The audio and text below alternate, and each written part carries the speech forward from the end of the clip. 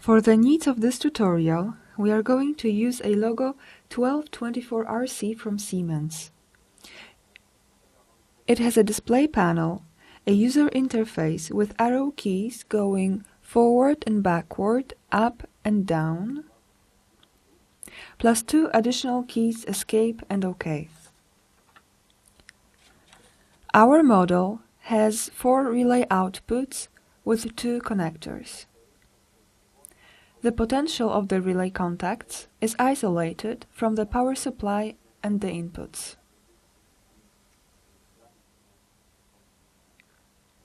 On the other side, we have 8 digital inputs marked from I1 to I8. In case of this particular logo, there is also a possibility of using I1, I2, I7 and I8 as analog inputs.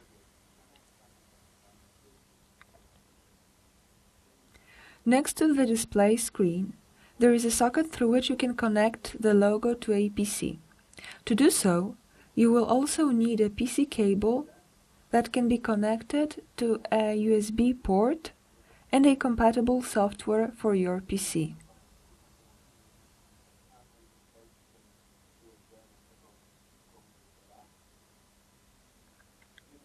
Turning to the other side, we can see a socket that allows us to connect an external TD panel, and here we have a socket that allows us to hook up external expansion modules.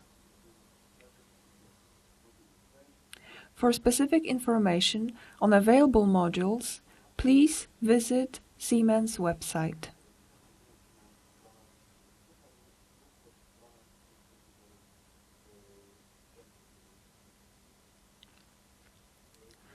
This version of logo is widely available on the market. We can buy it as a separate device or in a package prepared by Siemens and comprising the logo 1224RC,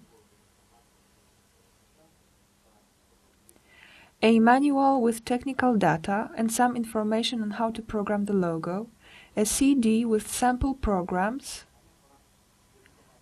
another one with software recommended for the logo,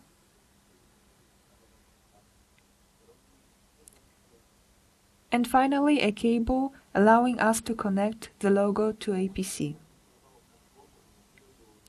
There is one more thing which we are going to need and which is not included in a standard package: a logo stabilized power supply input which will feed 24 volts controlled voltage to our device.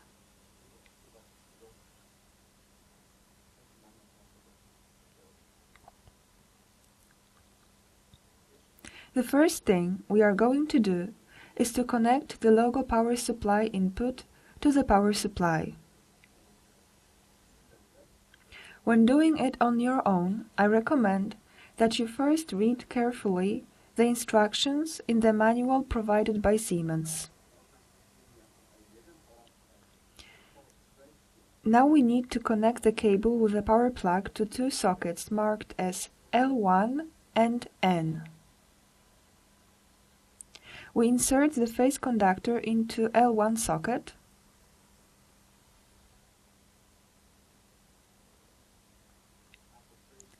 and the neutral conductor into the N socket and screw them in.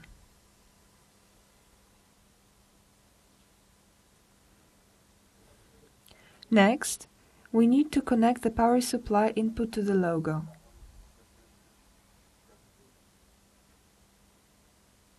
We will need 2 conductors. The first one will carry the isolated DC voltage to the logo.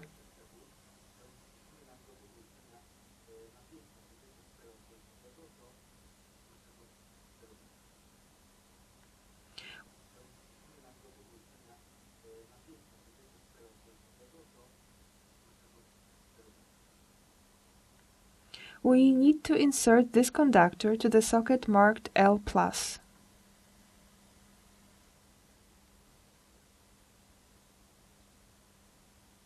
The second conductor will be the earthing cable. We inserted into the socket marked minus on the power supply to the socket marked M on the logo.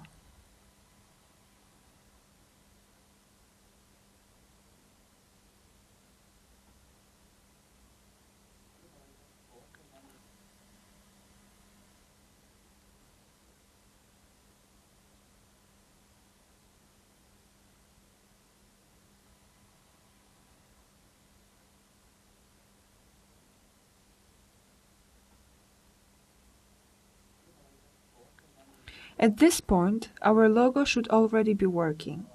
What we need to do now is to connect an input and an output to be able to run a simulation. In our case, the input will be a simple switch on-off.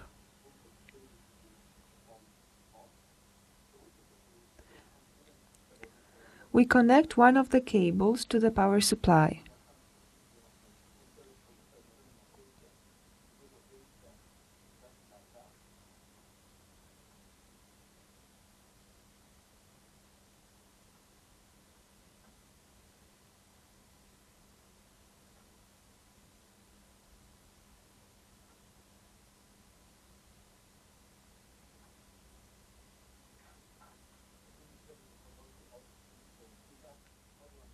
The second one we should connect to input I1 on the logo.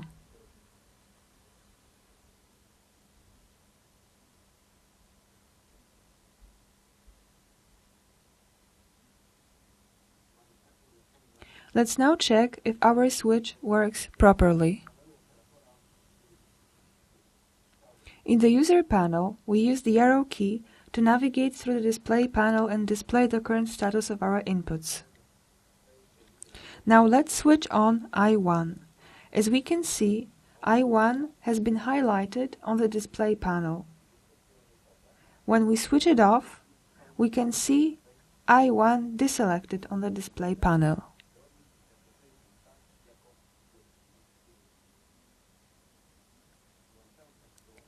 Now, if we were assembling a control panel for, say, an automated gate system, we would connect the remaining inputs in the analogical way. Our last step will be to connect an output. In our case, it will be a green light bulb, which will signal the moment when our output is actuated.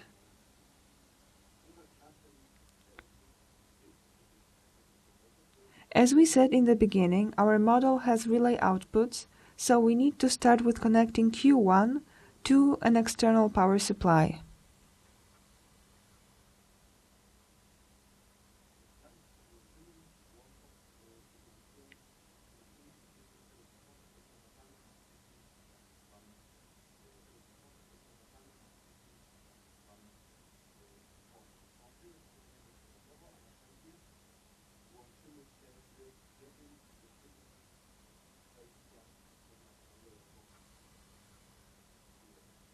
Now we connect one cable running from our light bulb to the second input of Q1.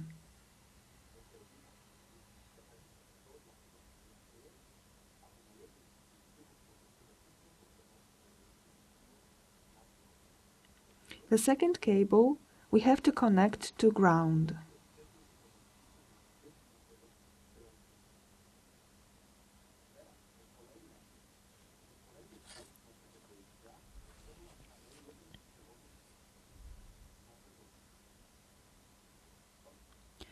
We are ready to run our basic simulation.